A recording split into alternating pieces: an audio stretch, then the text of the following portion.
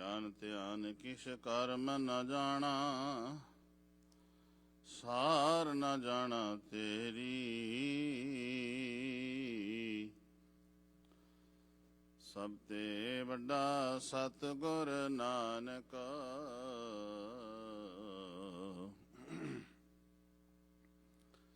ਜਿਨ ਕਲ ਰਾਖੀ ਮੇਰੀ। ਨਿਮਾਣਿਆਂ ਨੂੰ ਮਾਣ, ਬੇਸਮਝਾਂ ਨੂੰ ਸਮਝ, ਸੂਝ ਬੂਝ ਅੰਧਕਾਰ ਡਾਰਕਨੈਸ, ਮਨ ਦੇ ਹਨੇਰੇ ਨੂੰ ਦੂਰ ਕਰ। ਭਟਕਣਾ ਵਿੱਚੋਂ ਕੱਢ, ਨਿਰੰਕਾਰ ਪਰਵਤਗਾਰ ਪਰਮੇਸ਼ਰ ਨਾਲ ਮਿਲਾਉਣ ਵਾਲੇ, ਸਾਂਝੇ ਰਹਿਬਰ ਮਨੁੱਖਤਾ ਦਾ ਭਲਾ ਕਰਨ ਵਾਲੇ ਸ਼ਬਦਾ ਅਵਤਾਰ ਸ਼ਬਦ ਗੁਰੂ ਸਾਹਿਬ ਸ੍ਰੀ ਗੁਰੂ ਗ੍ਰੰਥ ਸਾਹਿਬ ਮਹਾਰਾਜ ਜੀ ਦੇ ਪਾਵਨ ਹਜ਼ੂਰੀ ਅੰਦਰ ਗੁਰੂ ਕੀ ਇਲਾਹੀ ਬਾਣੀ ਕੀਰਤਨ ਦੁਆਰਾ ਭਾਈ ਸਾਹਿਬ ਭਾਈ ਸਵਰਨ ਸਿੰਘ ਜੀ ਬਿਠਾ ਟਵਾਣਾ ਤਿੰਨਾਂ ਦੇ ਸਾਥੀਆਂ ਪਾਸੋਂ ਜੋ ਲੜੀਵਾਰ ਆਪਾਂ ਵਿਚਾਰ ਸ਼ਬਦ ਦੀ ਕਰਨੀ ਹੈ, ਇਸੇ ਸ਼ਬਦ ਨੂੰ ਸਾਨੂੰ ਗਾ ਕੇ ਸੁਣਾਇਆ। ਇਹ ਸ਼ਬਦ ਜੋ ਭਾਈ ਸਾਹਿਬ ਸਾਨੂੰ ਗਾ ਕੇ ਸੁਣਾ ਰਹੇ ਸਨ, ਇਹਦੀ ਹੁਣ ਆਪਾਂ ਵਿਚਾਰ ਕਰਨੀ ਹੈ। ਇਹ ਸ਼ਬਦ ਦੁਆਰਾ ਸਤਿਗੁਰੂ ਜੀ ਸਾਨੂੰ ਸੋਝੀ ਕੀ ਕਰਾ ਰਹੇ ਨੇ। ਆਓ ਵਿਚਾਰ ਨਾਲ ਜੁੜੀਏ। ਜੁੜਨ ਤੋਂ ਪਹਿਲਾਂ ਰਸਨਾ ਨੂੰ ਸਫਲਾ ਅਤੇ ਸੁਰਤੀਆਂ ਬਿਰਤੀਆਂ ਨੂੰ ਇਕਾਗਰ ਕਰੀਏ। ਜੇ ਅਸੀਂ ਤਨ ਕਰਕੇ ਗੁਰੂ ਕੀ ਸ਼ਰਨ ਵਿੱਚ ਹਾਂ ਤੇ ਮਨ ਦਾ ਵੀ ਧਿਆਨ, ਮਨ ਕਰਕੇ ਵੀ ਗੁਰੂ ਕੀ ਸ਼ਰਨ ਵਿੱਚ ਆਈਏ।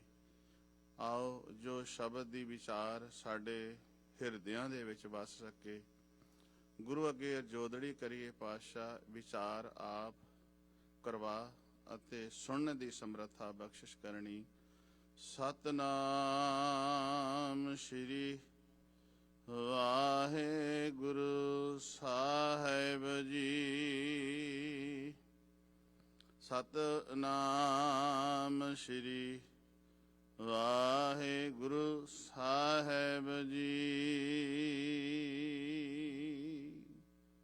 ਗੌੜੀ ਮਹੱਲਾ ਪੰਜਵਾਂ। ਸੰਤ ਪ੍ਰਸਾਦ ਹਰ ਨਾਮ ਤੇ ਆਇਆ, ਤਬ ਤੇ ਧਾਵਤ ਮਨ ਤ੍ਰਿਪਤਾਇਆ। ਸੁਖ ਵਿਸ਼ਰਾਮ ਪਾਇਆ ਗੁਣ ਗਾਏ, ਸ਼ਰਮ ਮਿਟਿਆ ਮੇਰੀ ਹਤੀ ਬਲਾਏ।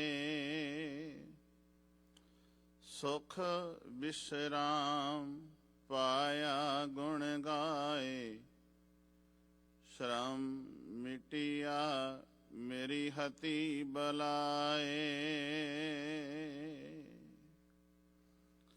ਇਸ ਤੁਕ ਨੂੰ ਅਸਥਾਈ ਬਣਾ ਕੇ ਗਾਈ ਜਾ ਰਹੀ ਸੀ। ਸੁਖ ਵਿਸ਼ਰਾਮ ਪਾਇਆ ਗੁਣ ਗਾਏ। ਸੁਖ ਕੀ ਹੈ, ਵਿਸ਼ਰਾਮ ਕੀ ਹੈ ਤੇ ਗੁਣ ਕੀ ਹੈ। ਪਹਿਲਾਂ ਆਪਾਂ ਇੰਨੇ ਸ਼ਬਦਾਂ ਦੀ ਵਿਚਾਰ ਕਰੀਏ। ਇਹਨਾਂ ਨੂੰ ਖੋਲਾਂਗੇ ਤੇ ਸਾਰਾ ਸ਼ਬਦ ਖੁੱਲਣਾ ਸ਼ੁਰੂ ਹੋ ਜਾਏਗਾ। ਜਿਵੇਂ ਮਕਾਨ ਅੰਦਰ ਜਾਣਾ ਹੋਵੇ, ਤਾਲਾ ਖੋਲ ਦਈਏ ਤੇ ਦਰਵਾਜ਼ੇ ਸਾਰੇ ਖੁੱਲ ਜਾਂਦੇ ਨੇ, ਪਰ ਜੇ ਤਾਲਾ ਨਾ ਖੋਲੀਏ ਦਰਵਾਜ਼ੇ ਨਹੀਂ ਖੁੱਲਦੇ।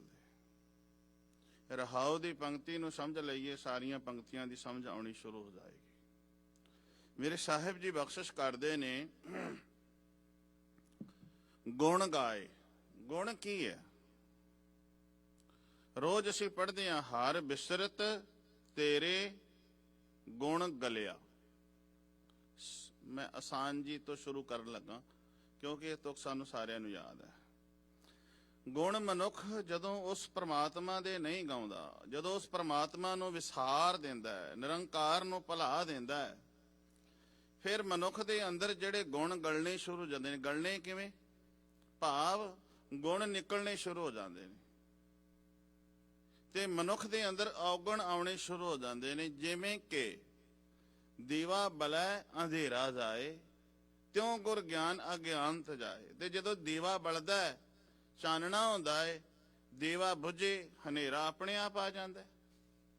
ਹਨੇਰੇ ਨੂੰ ਕਹਿਣ ਦੀ ਲੋੜ ਨਹੀਂ ਪੈਂਦੀ, ਹਨੇਰਾ ਆਟੋਮੈਟਿਕਲੀ ਅੰਦਰ ਆ ਜਾਏਗਾ।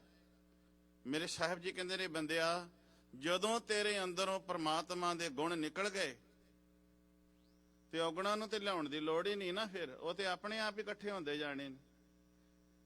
ਗੁਰੂ ਦੇ ਗੁਣ ਤੇਰੇ ਅੰਦਰੋਂ ਨਿਕਲਣੇ ਸ਼ੁਰੂ ਹੋ ਗਏ। ਪ੍ਰਮਾਤਮਾ ਦੇ ਗੁਣ ਅੰਦਰੋਂ ਨਿਕਲਣੇ ਸ਼ੁਰੂ ਕਦੋਂ ਹੁੰਦੇ ਨੇ? ਜਦੋਂ ਅਸੀਂ ਉਸ ਵਾਹਿਗੁਰੂ ਨੂੰ ਭੁਲਾ ਦਿੰਦੇ ਆ, ਉਸ ਮਾਲਕ ਨੂੰ ਵਿਸਾਰ ਦਿੰਦੇ ਆ। ਤੇ ਜਦੋਂ ਉਸ ਨੂੰ ਵਿਸਾਰ ਦਿੰਦੇ ਆ ਨਾ, ਮੇਰੇ ਸਾਹਿਬ ਜੀ ਕਹਿੰਦੇ ਨੇ, ਹਰ ਬਿਸਰਤ ਸਦਾ ਖੁਆਰੀ। ਹੁਣ ਆਪਾਂ ਗੁਣਾਂ ਦੀ ਥੋੜੇ ਜਿਹੀ ਵਿਚਾਰ ਕਰਨੀ ਹੈ। ਗੁਣਾ ਗਵਾਈ ਗੰਠੜੀ ਔਗਣ ਚੱਲੀ ਬਨ। ਮਨੁੱਖ ਇਸ ਸੰਸਾਰ ਵਿੱਚ ਜਗਿਆਸੂ ਜੀਵ ਇਸਤਰੀ ਆਈ ਹੈ, ਗੁਣਾਂ ਨੂੰ ਛੱਡ ਕੇ ਔਗਣਾਂ ਦੀਆਂ ਪੰਡਾਂ ਬੰਨੀ ਜਾਂਦਾ। ਹੁਣ ਜੇ ਸਿਆਣਾ ਕੋਈ ਹੋਵੇ, ਝੋਨੇ ਨੂੰ ਚੌਲਾਂ ਨੂੰ ਛੱਡ ਕੇ ਤੇ ਪੱਲਰ ਦੀ ਪੰਡ ਬੰਨੇ, ਚਾੜੇ ਦੀ ਪੰਡ ਬੰਨਣ ਲੱਗ ਪਵੇ, ਪਰਾਲੀ ਦੀ ਪੰਡ ਬੰਨੀ ਜਾਵੇ, ਭਾਰੀ ਬੰਨੇ ਨਾਲੇ ਤਗੜੀ ਬੰਨੇ, ਸਿਆਣਾ ਕਹੇਗਾ ਵੀ ਬੇਸਮਝ ਹੈ, ਇਹਨੂੰ ਸਮਝ ਕੋ ਨਹੀਂ। ਚੌਲ ਛੱਡ ਕੇ, ਪਰਾਲੀ ਜਿਹੜੀ ਹੈ ਨਾ, ਕਣਕ ਛੱਡ ਕੇ, ਅਨਾਜ ਛੱਡ ਕੇ ਤੂੜੀ ਬੰਨੀ ਤੁਰਿਆ ਜਾਂਦਾ। ਤੂੜੀ ਦੀਆਂ ਹੀ ਪੰਡਾਂ ਬੰਨੀ ਜਾ ਰਿਹਾ, ਤੂੜੀ ਦੇ ਕੁੱਪ ਬੰਨੀ ਜਾ ਰਿਹਾ। ਚਲੋ ਬੰਨੋ ਤੂੜੀ ਦੇ ਕੁੱਪ, ਜ਼ਰੂਰੀ ਹੈ ਪਸ਼ੂਆਂ ਨੂੰ ਪਾਉਣ ਵਾਸਤੇ, ਪਰ ਇਹ ਥੋੜੀ ਵੀ ਦਾਣੇ ਬਾਹਰ ਸੱਟ ਦਿਓ, ਵੀ ਦਾਣਿਆਂ ਦੀ ਪਰਵਾਹ ਹੀ ਨਾ ਕਰੋ। ਆਹ ਕਦੇ ਚਿੱਤ ਨਹੀਂ ਹੋ ਸਕਦਾ। ਤੇ ਜਿਹੜਾ ਬੰਦਾ ਇਸ ਤਰ੍ਹਾਂ ਕਰਦਾ ਹੈ ਤੇ ਉਹ ਦੁਨੀਆ ਦੀ ਨਿਗਾਹ ਦੇ ਵਿੱਚ ਬੇਸਮਝ ਹੈ। ਮੇਰੇ ਸਾਹਿਬ ਜੀ ਬਖਸ਼ਿਸ਼ ਕਰਦੇ ਨੇ, ਬੰਦਿਆ ਤੂੰ ਤੇ ਚਾੜਾ ਹੀ ਬੰਨੀ ਜਾਂਦਾ ਹੈ, ਤੂੰ ਤੇ ਪਰਾਲੀਆਂ ਦੀਆਂ ਪੰਡਾਂ ਬੰਨ ਰਿਹਾ ਹੈ, ਦਾਣੇ ਛੱਡ ਦਿੱਤੇ ਨੇ, ਤੂੰ ਔਗਣਾਂ ਦੀਆਂ ਪੰਡਾਂ ਬੰਨੀ ਜਾ ਰਿਹਾ ਹੈ, ਗੁਣ ਮਾਲਕ ਦੇ ਛੱਡ ਦਿੱਤੇ ਨੇ। ਗੁਣਾ ਗਵਾਈ ਗੰਠੜੀ, ਗੁਣਾ ਦੀ ਗੰਠੜੀ ਗਵਾ ਦਿੱਤੀ ਓ। ਔਗਣ ਚੱਲੀ ਬੰਨ, ਤੇ ਔਗਣਾਂ ਦੀ ਪੰਡ ਬੜੀ ਭਾਰੀ ਹੋ ਗਈ ਹੈ। ਤੇ ਜਦੋਂ ਭਾਰੀ ਪੰਡ ਹੋਵੇ ਨਾ, ਤੁਰਿਆ ਵੀ ਨਹੀਂ ਜਾਂਦਾ, ਲੱਤਾਂ ਵੀ ਥੱਲੋਂ ਨਿਕਲਣ ਲੱਗ ਪੈਂਦੀਆਂ ਨੇ। ਜਦੋਂ ਮਨੁੱਖ ਅੰਦਰ ਔਗਣ ਹੋ ਜਾਣ, ਬਹੁਤ ਔਗਣਾਂ ਨਾਲ ਭਰ ਜਾਵੇ, ਔਗਣਾਂ ਨਾਲ ਲੱਦਿਆ ਜਾਵੇ, ਅੰਦਰ ਹੀ ਔਗਣ ਹੋਣ, ਫਿਰ ਬੰਦਾ ਥਰ ਥਰਾਉਂਦਾ ਹੈ, ਡਗਮਗਾਉਂਦਾ ਹੈ। ਫਿਰ ਉਹਦੇ ਤਰੇੜੀਆਂ ਦਿਨੇ ਰਾਤ ਆਉਂਦੀਆਂ ਰਹਿੰਦੀਆਂ ਨੇ। ਮੈਂ ਅੰਦਰ ਮਹਿਸੂਸ ਕਰਦਾ ਹੈ ਤੇ ਡਰਿਆ ਤੇ ਸਹਿਮਿਆ ਰਹਿੰਦਾ ਹੈ। ਮੇਰੇ ਸਾਹਿਬ ਜੀ ਬਖਸ਼ਿਸ਼ ਕਰ ਰਹੇ ਨੇ, ਗੁਣ ਗਾਏ, ਗੁਣ ਗਾ ਕੇ ਪਾਇਆ ਕੌਣ? ਰੱਬ, ਪ੍ਰਭੂ। ਗੁਣ ਗਾ ਕੇ ਮੈਂ ਉਸ ਨੂੰ ਗਾਇਆ, ਪਾਇਆ ਹੈ। ਤੇ ਗੁਣ ਗਾਵਤ ਤੇਰੀ ਉਤਰਸ ਮੈਲ, ਗੁਣ ਗਾਏਗਾ ਤੇ ਤੇਰੀ ਮੈਲ ਜਾਏਗੀ। ਕਿਹੜੀ? ਮਨ ਦੀ। ਤੇ ਜਦੋਂ ਮਨ ਦੀ ਮੈਲ ਲਏਗੀ, ਗੁਣ ਗਾ ਗਾ ਕੇ, ਉਸ ਵਾਹਿਗੁਰੂ ਦੇ ਗੁਣਾਂ ਨੂੰ ਧਿਆ ਧਿਆ ਕੇ, ਫਿਰ ਉਹਦੇ ਗੁਣ ਆਉਣੇ ਸ਼ੁਰੂ ਹੋ ਜਾਣਗੇ, ਔਗਣ ਨਿਕਲਣੇ ਸ਼ੁਰੂ ਹੋ ਜਾਣਗੇ। ਹੁਣ ਕਈ ਵਾਰੀ ਇਸ ਤਰ੍ਹਾਂ ਹੁੰਦਾ ਹੈ, ਕਈ ਵਾਰੀ ਅਸੀਂ ਪੁੱਛਦੇ ਹਾਂ, ਸਵਾਲ ਕਰਦੇ ਹਾਂ ਵੀ ਬਾਣੀ ਪੜ੍ਹਿਆ ਮਿਲੇਗਾ ਕੀ? ਗੁਰਦੁਆਰੇ ਆਉਣ ਨਾਲ ਮਿਲਦਾ ਕੀ ਹੈ? ਮਿਲਦਾ ਆ ਹੀ ਜੇ, ਔਗਣ ਨਿਕਲ ਜਾਂਦੇ ਨੇ ਬੰਦੇ ਦੇ ਅੰਦਰ ਤੇ ਗੁਰੂ ਦੇ ਗੁਣ ਆਉਣੇ ਸ਼ੁਰੂ ਹੋ ਜਾਂਦੇ ਨੇ। ਜਦੋਂ ਮਨੁੱਖ ਦੇ ਅੰਦਰ ਗੁਰੂ ਦੇ ਗੁਣ ਆਉਣੇ ਸ਼ੁਰੂ ਹੋ ਜਾਂਦੇ ਨੇ, ਫਿਰ ਤੇ ਜਿਹੜੇ ਗੁਣਾਂ ਦਾ ਘਰ ਹੈ, ਗੁਣਾਂ ਦਾ ਮਾਲਕ ਹੈ, ਉਹਦੇ ਨਾਲ ਸਾਂਝ ਬਣਨੀ ਸ਼ੁਰੂ ਹੋ ਜਾਂਦੀ ਹੈ। ਤੇ ਜਦੋਂ ਉਹਦੇ ਨਾਲ ਸਾਂਝ ਬਣਨੀ ਸ਼ੁਰੂ ਹੋ ਜਾਵੇ, ਫਿਰ ਵਿਗਾਸ ਤੇ ਖੜਾਵ ਆਉਣਾ ਸ਼ੁਰੂ ਹੋ ਜਾਂਦਾ। ਹੁਣ ਮੇਰੇ ਸਾਹਿਬ ਜੀ ਬਖਸ਼ਿਸ਼ ਕਰ ਰਹੇ ਨੇ, ਧਿਆਨ ਦਿਆ ਜੇ। ਐਸੋ ਗੁਣ ਮੇਰੋ ਪ੍ਰਭ ਜੀ ਕੀਨ, ਗੁਰੂ ਅਰਜਨ ਸਾਹਿਬ ਮਹਾਰਾਜ ਦਾ ਪੰਚਮ ਪਾਤਸ਼ਾਹ ਦਾ ਪਾਵਨ ਸ਼ਬਦ ਹੈ। ਤੇ ਜਿਹੜੇ ਸ਼ਬਦ ਦੀ ਲੜੀਵਾਰ ਆਪਾਂ ਵਿਚਾਰ ਕਰ ਰਹੇ ਹਾਂ, ਇਹ ਵੀ ਗੁਰੂ ਅਰਜਨ ਸਾਹਿਬ ਜੀ ਦਾ ਹੈ। ਧੰਨ ਗੁਰੂ ਅਰਜਨ ਸਾਹਿਬ ਮਹਾਰਾਜ ਜੀ ਕਹਿੰਦੇ ਨੇ, ਐਸੋ ਗੁਣ। ਕਈ ਵਾਰੀ ਕਿਸੇ ਦਾ ਕੋਈ ਕੰਮ ਸਵਾਰਿਆ ਹੋਵੇ, ਤੇ ਜਿਹੜਾ ਬੰਦਾ ਹੁੰਦਾ ਹੈ ਨਾ, ਜਿਹਦਾ ਸਵਾਰਿਆ ਹੋਵੇ, ਉਹ ਯਾਦ ਰੱਖਦਾ, ਕਹਿੰਦਾ ਵੀ ਫਲਾਣੇ ਨੇ ਮੇਰੇ ਉੱਤੇ ਬੜਾ ਵੱਡਾ ਗੁਣ ਕੀਤਾ ਹੋਇਆ, ਜਿਹਨੂੰ ਅਸੀਂ ਪਰਉਪਕਾਰ ਕਹਿੰਦੇ ਆ। ਫਲਾਣੇ ਨੇ ਫਲਾਣੇ ਸਮੇਂ ਮੇਰਾ ਇਹ ਕੰਮ ਸਵਾਰਿਆ ਸੀ, ਮੇਰੇ ਉੱਤੇ ਬਹੁਤ ਵੱਡਾ ਉਹਨੇ ਗੁਣ ਕੀਤਾ ਹੋਇਆ ਹੈ। ਪਰ ਬੰਦਾ ਬੰਦੇ ਦੇ ਕੀਤੇ ਹੋਏ ਗੁਣਾਂ ਨੂੰ ਤੇ ਯਾਦ ਕਰਦਾ। ਕੋਈ ਪਰਉਪਕਾਰ ਹੋ ਜਾਵੇ ਤੇ ਰੱਬ ਨੇ ਜਿਹੜੇ ਗੁਣ ਕੀਤੇ ਨੇ ਉਹਨਾਂ ਨੂੰ ਭੁੱਲ ਹੀ ਗਿਆ। ਬੰਦੇ ਦੇ ਕੀਤੇ ਹੋਏ ਗੁਨਾਹ ਨੂੰ ਲੋਕਾਂ ਦੇ ਸਾਹਮਣੇ ਕਹੇਗਾ ਵੀ ਹਾਂ ਫਲਾਣੇ ਥਾਂ ਤੇ ਮੈਂ ਫਸ ਗਿਆ ਸੀ, ਉਹਨੇ ਮੇਰੇ ਉੱਤੇ ਗੁਣ ਕੀਤਾ, ਉਹਨੇ ਮੈਨੂੰ ਉਸ ਥਾਂ ਤੋਂ ਔਖੇ ਥਾਂ ਤੋਂ ਬਾਹਰ ਕੱਢ ਲਿਆ। ਪਰ ਬੰਦਿਆ ਜਿਹੜਾ ਪ੍ਰਮਾਤਮਾ ਹਰ ਵੇਲੇ ਹਰ ਪਲ ਹਰ ਛਿਨ ਤੈਨੂੰ ਬੋਝ ਬੋਝ ਕੇ ਰੱਖਦਾ ਹੈ, ਤੈਨੂੰ ਹਰ ਵੇਲੇ ਸਵਾਰਦਾ ਸ਼ਿੰਗਾਰਦਾ ਹੈ ਤੇ ਤੈਨੂੰ ਰਾਹ ਤੋਂ ਕੁਰਾਏ ਵੱਲੋਂ ਮੋੜਦਾ ਰਹਿੰਦਾ ਹੈ। ਕਦੀ ਉਹਦਾ ਵੀ ਪਰਉਪਕਾਰ ਉਸ ਮਾਲਕ ਦੇ ਵੀ ਗੁਣਾਂ ਨੂੰ ਕਦੀ ਤੋਂ ਵਿਚਾਰਿਆ ਹੈ ਕਿ ਨਹੀਂ? ਧੰਨ ਗੁਰੂ ਅਰਜਨ ਸਾਹਿਬ ਮਹਾਰਾਜ ਜੀ ਕਹਿੰਦੇ ਨੇ, ਐਸੋ ਗੁਣ ਮੇਰੋ ਪ੍ਰਭ ਜੀ ਕੀਨ, ਮੇਰੇ ਪ੍ਰਭੂ ਨੇ ਮੇਰੇ ਉੱਤੇ ਉਹ ਗੁਣ ਕਰ ਦਿੱਤਾ ਹੈ। ਕਿਹੜਾ ਜੀ? ਪੁੱਛੋ। ਪੰਚ ਦੋਖ ਅਰ ਅਹੰਗ ਰੋਗ। ਪੰਚ ਦੋਖ, ਦੋਖ ਦਾ ਇੱਥੇ ਅਰਥ ਕਰਾਂਗੇ ਐਬ। ਜਿਹੜੇ ਮਨੁੱਖ ਦੇ ਅੰਦਰ ਐਬ ਭਰੇ ਹੋਏ ਨੇ, ਇਹ ਗੁਣਾਂ ਨੂੰ ਗਾਉਣ ਨਹੀਂ ਦਿੰਦੇ। ਪੰਚ ਦੋਖ ਅਰਦਾ ਕਰ ਦੋ ਇੱਥੇ ਅਤੇ ਐਂਡ, ਅਤੇ ਅਹੰਗ ਰੋਗ। ਅਹੰਗ ਰੋਗ ਹੋ ਗਿਆ ਵੱਖਰਾ, ਅਹੰਗ ਦਾ ਅਰਥ ਕਰਾਂਗੇ ਹੰਕਾਰ। ਅਤੇ ਹੰਕਾਰ ਜਿਹੜਾ ਹੈ, ਮੇਰੇ ਮਾਲਕ ਨੇ ਪੰਜ ਦੋਖ ਮੇਰੇ ਅੰਦਰੋਂ ਆ ਐਬ ਪਹਿਲਾਂ ਤੇ ਕੱਢੇ। ਕਿਹੜੇ ਕਿਹੜੇ? ਜਦੋਂ ਮੈਂ ਉਸ ਮਾਲਕ ਦੇ ਗੁਣ ਗਾਏ ਨਾ, ਪਹਿਲਾਂ ਮੇਰੇ ਅੰਦਰੋਂ ਇਹ ਐਬ ਨਿਕਲੇ, ਔਗਣ ਨਿਕਲੇ। ਕਿਹੜੇ? ਮਿਰਗ ਮੀਨ। ਇਹ ਸਾਡੇ ਅੰਦਰ ਐਬ ਨੇ। ਇਹ ਜਿਹੜੇ ਐਬ ਨੇ ਨਾ, ਇਹ ਜਿਹੜੇ ਔਗਣ ਨੇ, ਗੁਰੂ ਦੇ ਗੁਣ ਨਹੀਂ ਗਾਉਣ ਦਿੰਦੇ। ਇਹ ਗੁਰੂ ਦੇ ਗੁਣਾਂ ਨੂੰ ਗ੍ਰਹਿਣ ਨਹੀਂ ਕਰਨ ਦਿੰਦੇ। ਜਿਹੜੇ ਐਬ ਨੇ ਕਿਹੜੇ? ਮਿਰਗ ਮੀਨ। ਮਿਰਗ, ਮਿਰਗ ਦਾ ਇੱਥੇ ਉਦਾਹਰਣ ਦਿੱਤਾ ਗਿਆ। ਤੇ ਮਿਰਗ ਦੇ ਅੰਦਰ ਇੱਕ ਕਮੀ ਹੈ, ਉਹ ਕੰਡ ਹੇੜੇ ਦੀ ਆਵਾਜ਼ ਸੁਣਦਾ ਹੈ। ਹਰਨ ਜਿਹਨੂੰ ਕਹਿ ਦਿੰਦੇ ਆ, ਬਾਰਾਸਿੰਗਾ ਕਹਿ ਲਈਏ, ਮਿਰਗ। ਇਹ ਜਿਹੜਾ ਕੰਡ ਹੇੜੇ ਦੀ ਆਵਾਜ਼ ਸੁਣਦਾ ਹੈ, ਕੰਡ ਹੇੜੇ ਦੀ ਆਵਾਜ਼ ਇਹਨੂੰ ਬੜੀ ਚੰਗੀ ਲੱਗਦੀ ਹੈ। ਕੰਡ ਹੇੜਾ ਕਿਹਨੂੰ ਕਹਿੰਦੇ ਨੇ? ਇੱਕ ਭਾਂਡਾ ਜਾਂ ਬਰਤਨ ਜਾਂ ਹੁੰਦਾ ਹੈ, ਉਹਦੇ ਉੱਤੇ ਖਲ ਮੜ ਕੇ ਆਟਾ ਲਾ ਕੇ, ਜਿਵੇਂ ਤਬਲ 'ਚ ਹੁਣ ਤਬਲਾ ਵਜਾ ਰਿਹਾ ਸੀ ਤੇ ਇਹਦੇ ਉੱਤੇ ਛਾਈ ਲਾਈ ਹੈ, ਉਹਦੇ ਉੱਤੇ ਖਲ ਮੜ ਕੇ ਆਟਾ ਲਾ ਕੇ ਜਦੋਂ ਵਜੰਤਰੀ ਵਜਾਉਂਦਾ ਹੈ ਨਾ, ਤੇ ਮਿਰਗ ਜੰਗਲ ਦੇ ਵਿੱਚ ਹੁੰਦਾ ਹੈ ਤੇ ਉਹਦੀ ਆਵਾਜ਼ ਸੁਣ ਕੇ, ਕੰਡ ਹੇੜੇ ਦੀ ਆਵਾਜ਼ ਸੁਣ ਕੇ ਜੰਗਲਾਤ ਚੋਂ ਬਾਹਰ ਆ ਜਾਂਦਾ ਹੈ, ਕਿਉਂਕਿ ਉਹ ਕੰਨ ਰਸ ਲੈਂਦਾ ਹੈ। ਧਿਆਨ ਦਿਆ ਜੇ, ਬੰਦੇ ਅੰਦਰ ਵੀ ਕੰਨ ਰਸ ਨੇ। ਔਗਣਾਂ ਦੀ ਮੈਂ ਗਿਣਤੀ ਕਰਾਉਣੀ ਹੈ ਕਿ ਬੰਦੇ ਅੰਦਰ ਇੰਨੇ ਔਗਣ ਨੇ, ਤਾਂ ਹੀ ਤਾਂ ਗੁਰੂ ਦੇ ਗੁਣ ਨਹੀਂ ਗਾਏ ਜਾਂਦੇ, ਗਾਉਂਦਾ ਹੀ ਨਹੀਂ। ਇਹ ਜਿਹੜਾ ਗੁਣ ਹੈ ਕੰਨ ਰਸ, ਕੰਨ ਰਸ ਭਾਵ ਗੰਦੇ ਬੋਲ ਸੁਣਨੇ। ਬੰਦੇ ਦੇ ਅੰਦਰ ਔਗਣ ਹੈਗਾ ਨਾ, ਤੇ ਜਦੋਂ ਮਾੜੇ ਕੰਨ ਰਸ ਲੈਂਦਾ ਹੈ, ਮਾੜੇ ਬੋਲ ਸੁਣਦਾ ਹੈ, ਉਦੋਂ ਕਲਕਾਰੀਆਂ ਵੀ ਮਾਰਦਾ ਹੈ। ਕਈ ਵਾਰੀ ਵੇਖਿਆ ਨਾ, ਚੀਕਾਂ ਪੈਂਦੀਆਂ ਵੇਖੀਆਂ ਨੇ। ਚੀਕਾਂ ਮਾਰਨ ਦਾ, ਕਲਕਾਰੀਆਂ ਮਾਰਨ ਦਾ ਮੀਨਸ ਕੀ ਹੈ? ਖੁਸ਼ੀ ਹੈ। ਪਰ ਗੁਰਦੁਆਰੇ ਆ ਕੇ ਅਸੀਂ ਤੇ ਆਲਸਾ ਜਾਂਦੇ ਹਾਂ, ਸੌਂ ਜੇ ਜਾਂਦੇ ਹਾਂ, ਬੋਰੇ ਜਿਹੇ ਹੋ ਜਾਂਦੇ ਆ ਵੀ ਆ ਕਿ ਜਿਹਨੂੰ ਅਸੀਂ ਕਹਿੰਦੇ ਆ ਬੌਦਰੇਸ਼ਨ ਜੀ ਹੋ ਰਹੀ ਹੈ, ਸਾਨੂੰ ਸਮਝ ਨਹੀਂ ਆ ਰਹੀ। ਕਿਉਂ? ਕਿ ਉਹ ਜਿਹੜੇ ਬੋਲ ਨੇ ਸਿੱਧਾ ਸਾਡੇ ਅੰਦਰ ਜਾ ਰਹੇ ਨੇ। ਉਹਨਾਂ ਬੋਲਾਂ ਦੀ ਸਾਨੂੰ ਸਮਝ ਆ ਰਹੀ ਹੈ। ਉਹ ਪੜ੍ਹਾਈ ਅਸੀਂ ਕੀਤੀ ਹੋਈ ਹੈ, ਪਰ ਆਹ ਪੜ੍ਹਾਈ ਕਿਸੇ ਨੇ ਕੀਤੀ ਹੀ ਨਹੀਂ, ਇਹ ਕਿਸੇ ਦੇ ਸਮਝ ਆਈ ਨਹੀਂ। ਇਸ ਕਰਕੇ ਬੰਦਾ ਕਹਿੰਦਾ ਜੀ ਮੈਂ ਬੋਰ ਜਿਹਾ ਹੋ ਗਿਆ ਸੀ, ਬੈਠਾ ਬੈਠਾ ਬੋਰ ਹੋ ਗਿਆ। ਇੱਥੇ ਅਸੀਂ ਗੁਰਦੁਆਰੇ ਕਿਉਂ ਬੋਰ ਹੋ ਜਾਂਦੇ ਹਾਂ? ਕਿ ਅਸੀਂ ਇਹਨਾਂ ਅੱਖਰਾਂ ਨੂੰ ਨਹੀਂ ਜਾਣਿਆ, ਇਹਨਾਂ ਦੇ ਸ਼ਬਦਾਂ ਦੇ ਵਿਚਾਰ ਵਾਲੇ ਪਾਸੇ ਨਹੀਂ ਤੁਰੇ, ਬੋਰ ਹੋ ਜਾਂਦੇ ਆ। ਮੇਰੇ ਸਾਹਿਬ ਜੀ ਕਹਿੰਦੇ ਨੇ, ਮਿਰਗ ਮੀਨ। ਮਿਰਗ ਦੇ ਅੰਦਰ ਇੱਕ ਐਬ ਹੈ, ਕੰਡ ਹੇੜੇ ਦੀ ਆਵਾਜ਼ ਸੁਣਨਾ। ਬੰਦਿਆ ਤੇਰੇ ਅੰਦਰ ਵੀ ਐਬ ਹੈ, ਗੰਦੇ ਬੋਲ ਸੁਣਨਾ। ਗੰਦੇ ਬੋਲ ਸੁਣ ਕੇ ਬੰਦਾ ਬੜਾ ਖੁਸ਼ ਹੁੰਦਾ ਹੈ। ਮੇਲ ਹੋਵੇ ਫੀਮੇਲ ਹੋਵੇ, ਗੰਦੇ ਦ੍ਰਿਸ਼ ਵੇਖ ਕੇ ਬੰਦਾ ਬੜਾ ਖੁਸ਼ ਹੁੰਦਾ ਹੈ। ਮਾੜੇ ਬੋਲ ਸੁਣ ਕੇ ਬੰਦਾ ਬੜੀਆਂ ਕਲਕਾਰੀਆਂ ਮਾਰਦਾ ਹੈ। ਮੇਰੇ ਪਾਤਸ਼ਾਹ ਜੀ ਕਹਿੰਦੇ ਨੇ, ਆਹ ਔਗਣ ਹੈ ਸਭ ਤੋਂ ਵੱਡਾ ਮਨੁੱਖ ਦੇ ਅੰਦਰ। ਇੱਕ ਮਿਰਗ ਵਿੱਚ ਔਗਣ ਸੀ, ਉਹਨੇ ਆਪਣਾ ਆਪ ਗਵਾ ਬੈਠਾ। ਜਦੋਂ ਇਹ ਕੰਡ ਹੇੜੇ ਦੀ ਆਵਾਜ਼ ਸੁਣਨ ਆਇਆ ਤੇ ਸ਼ਿਕਾਰੀ ਨੇ ਉਸ ਨੂੰ ਪਕੜ ਲਿਆ। ਬੰਦਿਆ ਜਦੋਂ ਤੂੰ ਇਹ ਔਗਣਾਂ ਨੂੰ ਤੇ ਸੁਣਨਾ ਹੈ ਨਾ, ਤੇ ਜਦੋਂ ਇਹ ਕੰਨ ਰਸ ਲੈਣਾ ਹੈ ਤੇਰੇ ਅੰਦਰ, ਉਹ ਤੇ ਫੜਿਆ ਗਿਆ, ਸ਼ਿਕਾਰੀ ਨੇ ਫੜ ਲਿਆ। ਤੇ ਜਦੋਂ ਤੂੰ ਔਗਣਾਂ ਨੂੰ ਤੂੰ ਸੁਣਨਾ ਹੈ, ਮਾੜੇ ਬੋਲਾਂ ਨੂੰ ਸੁਣਨਾ ਹੈ, ਤੇਰੇ ਅੰਦਰ ਵਿਕਾਰਾਂ ਦੀ ਅੱਗ ਲੱਗਣੀ ਸ਼ੁਰੂ ਹੋ ਜਾਂਦੀ ਹੈ, ਭਾਂਬੜ ਮੱਚਣੇ ਸ਼ੁਰੂ ਹੋ ਜਾਂਦੇ ਨੇ। ਜਦੋਂ ਬੰਦਾ ਗੰਦੇ ਬੋਲ ਸੁਣਦਾ ਹੈ ਫਿਰ ਕੀ ਹੁੰਦਾ ਹੈ?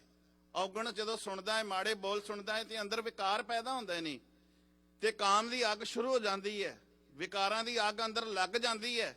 ਤੇ ਮੇਰੇ ਸਾਹਿਬ ਜੀ ਕਹਿੰਦੇ ਨੇ ਗੰਦੇ ਬੋਲ ਸੁਣ ਸੁਣ ਕੇ ਤੇਰੇ ਅੰਦਰ ਵਿਕਾਰਾਂ ਦੀ ਅੱਗ ਲੱਗੀ ਪਈ। ਉਹ ਮਿਰਗ ਮੀਨ, ਮੀਨ ਕਹਿੰਦੇ ਨੇ ਮੱਛੀ ਨੂੰ। ਹੁਣ ਮੋੜ ਮੋੜ ਕੇ ਮੱਛੀ ਜਿਹੜੀ ਹੈ ਇਹਦਾ ਉਦਾਹਰਣ ਕਿਉਂ ਦਿੱਤਾ ਜਾਂਦਾ ਹੈ ਬਾਣੀ ਦੇ ਵਿੱਚ? ਪਾਣੀ ਵਿੱਚ ਹੋਰ ਵੀ ਤੇ ਬੜੇ ਜਾਨਵਰ ਰਹਿੰਦੇ ਨੇ, ਡੱਡੂ ਵੀ ਰਹਿੰਦਾ ਹੈ, ਕੱਛੂ ਕੁੰਮਾ ਵੀ ਰਹਿੰਦਾ ਹੈ, ਬੜੇ ਹੀ ਜਾਨਵਰ ਰਹਿੰਦੇ ਨੇ, ਪਰ ਮੱਛੀ ਦਾ ਉਦਾਹਰਣ ਗੁਰੂ ਸਾਹਿਬ ਜੀ ਮੁੜ ਮੁੜ ਕੇ ਕਿਉਂ ਦਿੰਦੇ ਨੇ? ਆਪਾਂ ਜਦੋਂ ਗੁਰੂ ਤੇਗ ਬਹਾਦਰ ਸਾਹਿਬ ਜੀ ਦੀ ਬਾਣੀ ਪੜ੍ਹਦੇ ਆ ਉਦੋਂ ਵੀ ਪੜ੍ਹਦੇ ਆ, ਗੁਣ ਗੋਬਿੰਦ ਗਾਇਓ ਨਹੀਂ ਜਨਮਿਆ ਕਾਰਥ ਕੀਨਾ, ਕਹੋ ਨਾਨਕ ਹਰ ਭਜ ਮਨਾ, ਜੇ ਬਿਦ ਜਲ ਕੋ ਮੀਨ। ਇੱਥੇ ਫਿਰ ਆ ਗਿਆ ਮੀਨ।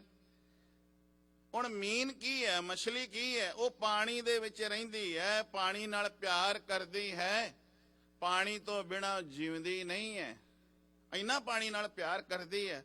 ਪਰ ਉਹਦੇ ਵਿੱਚ ਵੀ ਭੋਲੀ ਦੇ ਅੰਦਰ ਇੱਕ ਕਮੀ ਹੈਗੀ ਹੈ। ਕਮੀ ਉਹਦੇ ਵਿੱਚ ਪਤਾ ਕੀ ਹੈ? ਪਾਣੀ ਤੋਂ ਬਿਨਾਂ ਨਹੀਂ ਰਹਿ ਕੇ ਖੁਸ਼, ਪਾਣੀ ਹੀ ਉਸਦਾ ਜੀਵਨ ਹੈ। ਪਰ ਕਮੀ ਕੀ? ਇੱਕ ਜਿਭ ਦਾ ਚਸਕਾ ਉਹਨੂੰ ਮਾਰ ਦਿੰਦਾ ਹੈ।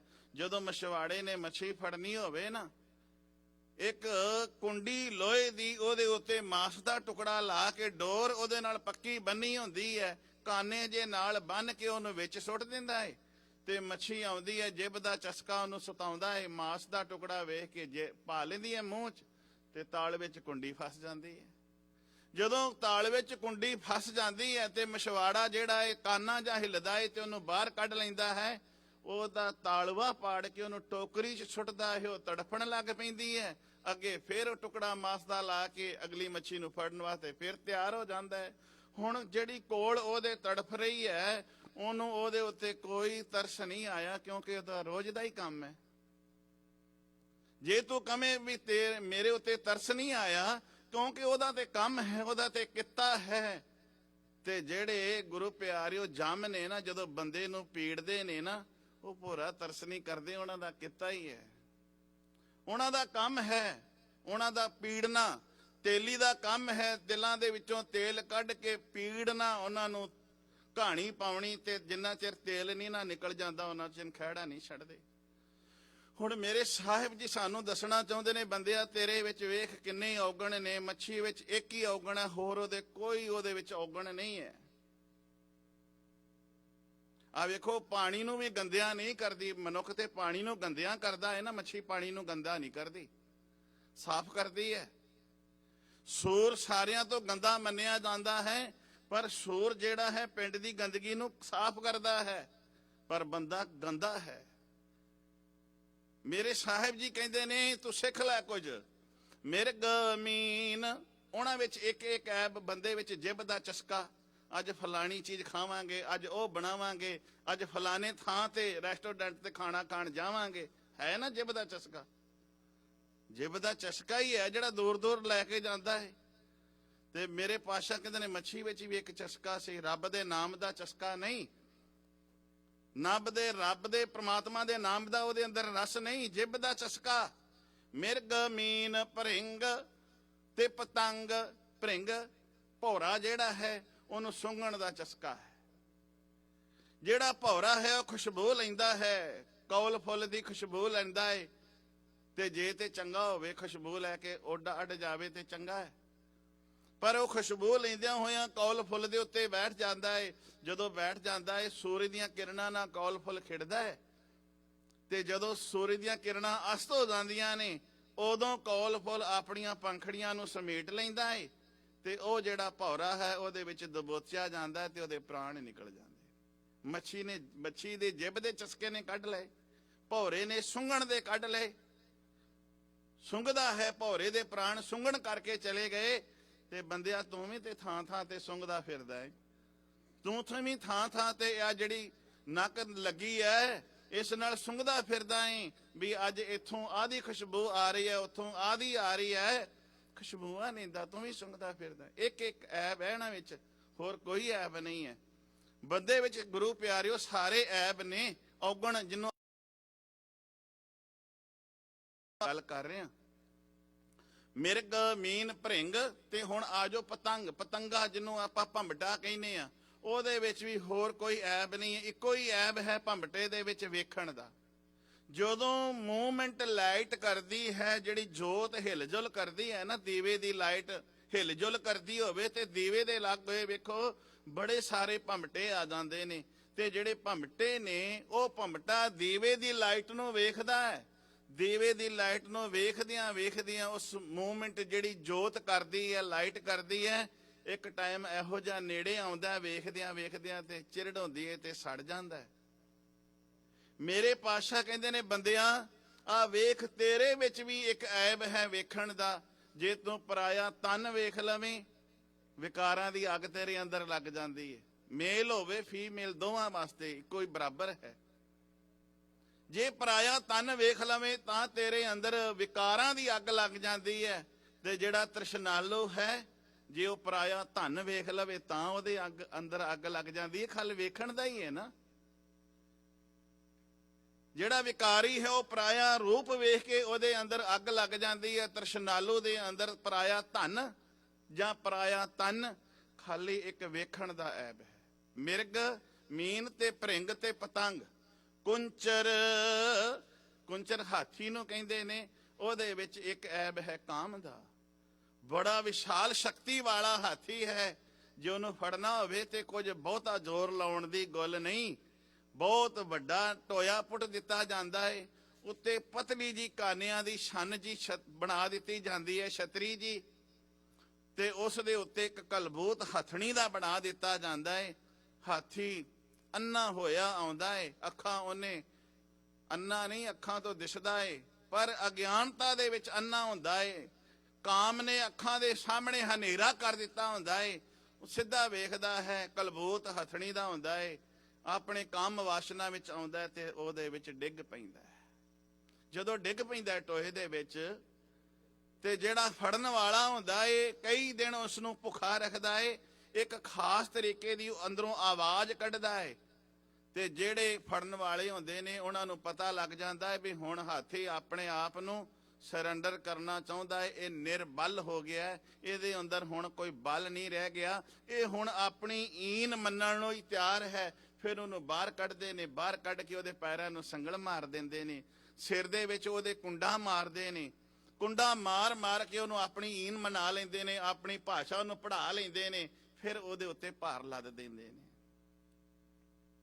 ਹੁਣ ਮੇਰੇ ਸਾਹਿਬ ਜੀ ਬਖਸ਼ਿਸ਼ ਕਰਦੇ ਨੇ, ਐਸੋ ਗੁਣ ਮੇਰੋ ਪ੍ਰਭ ਜੀ ਕੀਨ। ਗੁਰੂ ਅਰਜਨ ਸਾਹਿਬ ਮਹਾਰਾਜ ਜੀ ਕਹਿੰਦੇ ਨੇ, ਹੈ ਬੰਦਿਆ, ਉਸ ਮਾਲਕ ਦੇ ਗੁਣ ਗਾਇਆ ਕੀ ਹੁੰਦਾ ਹੈ। ਉਹ ਮਾਲਕ ਜਿਹੜਾ ਪ੍ਰਮਾਤਮਾ ਵਾਹਿਗੁਰੂ ਹੈ, ਇਹ ਜਿਹੜੇ ਅੰਦਰ ਦੇ ਔਗਣ ਕੱਢ ਕੇ ਬਾਹਰ ਰੱਖ ਦਿੰਦਾ ਹੈ। ਇਹ ਜਿਹੜੇ ਐਬ ਨੇ ਨਾ, ਇਹ ਬਾਹਰ ਕੱਢ ਦਿੰਦਾ ਹੈ। ਤੇ ਜਦੋਂ ਐਬ ਬਾਹਰ ਨਿਕਲ ਜਾਣ, ਅਹੰਗ ਰੋਗ, ਜਿਹੜਾ ਹੰਕਾਰ ਦਾ ਰੋਗ ਮਨੁੱਖ ਨੂੰ ਲੱਗਾ, ਇਹ ਦੂਰ ਕਰ ਦਿੰਦਾ ਹੈ। ਤੇ ਜਦੋਂ ਇਹ ਔਗਣ ਬੰਦੇ ਦੇ ਅੰਦਰੋਂ ਨਿਕਲ ਜਾਣ, ਫਿਰ ਗੁਣ ਆ ਜਾਂਦੇ ਨੇ, ਤੇ ਜਦੋਂ ਗੁਣ ਆ ਜਾਣ, ਉਦੋਂ ਗੁਣਾਂ ਦੇ ਦਾਤੇ ਦੇ ਨਾਲ ਸਾਂਝ ਬਣ ਜਾਂਦੀ ਹੈ, ਉਦੋਂ ਗੁਣਾਂ ਦੇ ਦਾਤੇ ਦੇ ਨਾਲ ਨੇੜਤਾ ਬਣ ਜਾਂਦੀ ਹੈ। ਮੇਰੇ ਸਾਹਿਬ ਜੀ ਬਖਸ਼ਿਸ਼ ਕਰ ਰਹੇ ਨੇ, ਨਾਨਕ ਤੇ ਨਰ ਅਸਲ ਖਰ, ਜੇ ਬਿਨ ਗੁਣ ਗਰਭ ਕਰੰਤ। ਖਰ ਕਿਹਨੂੰ ਕਹਿੰਦੇ ਨੇ?